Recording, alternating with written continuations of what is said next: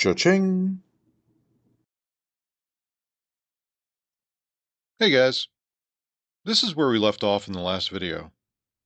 And with the floors removed, it's now time to decore the transom.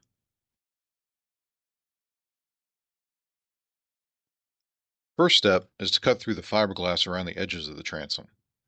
I tried out several power tools with various blades, but none of them did a great job with cutting through the wet wood on the inside.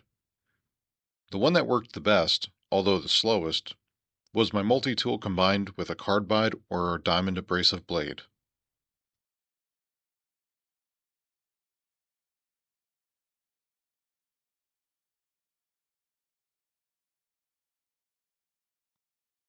Next, I used a flat bar and a hammer inserted into the cut I just made to carefully break away the edges of the plywood from the fiberglass on the outside of the hull.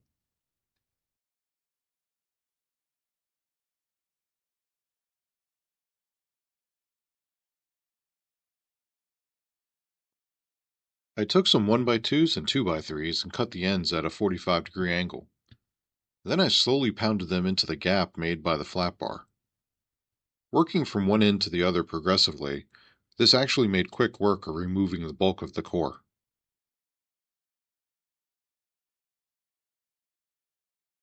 You have to be careful not to put too much stress on the fiberglass. If you move too aggressively, it'll crack.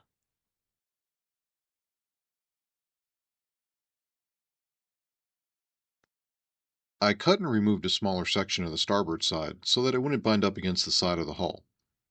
This allowed me to remove most of the core in one piece.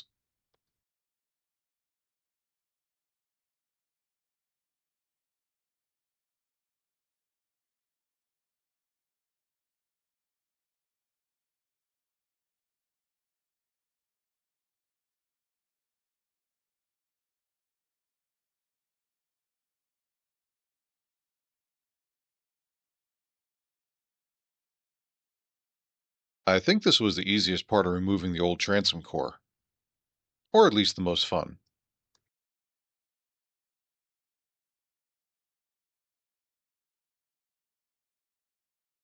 Even though the bulk of the core is gone, there's still a layer or two of plywood that is adhered to the transom fiberglass.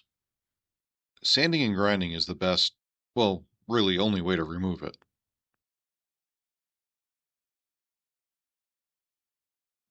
I tried a few different options like flap wheels, heavy grit on a sander, or a rasp pad on my multi-tool. But the fastest and smoothest option was my angle grinder with a 36 or 50 grit fiber pad.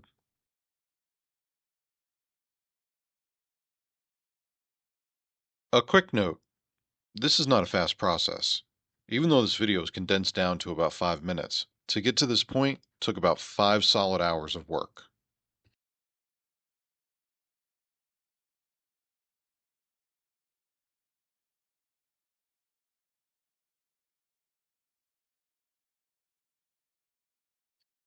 I still have a little more cleaning up to do. But as you can see, all that is left is the fiberglass skin, which is about 3/16 of an inch thick.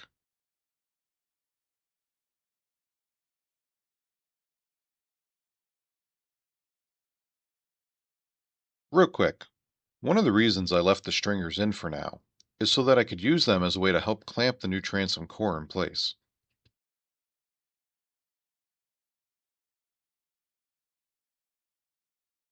I typically use strips of cardboard and hot glue to mock up my parts before cutting them. But I kept seeing guys using popsicle sticks, so I figured I would try it out. It works well, but I like cardboard better as I can trace and cut shapes out ahead of time.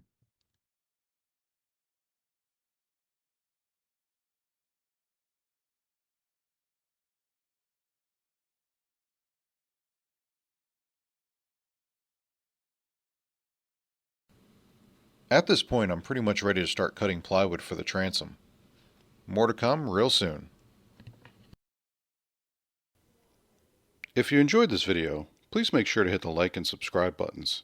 And if you have any comments or questions, please leave them below. Thanks for watching. Cha-ching!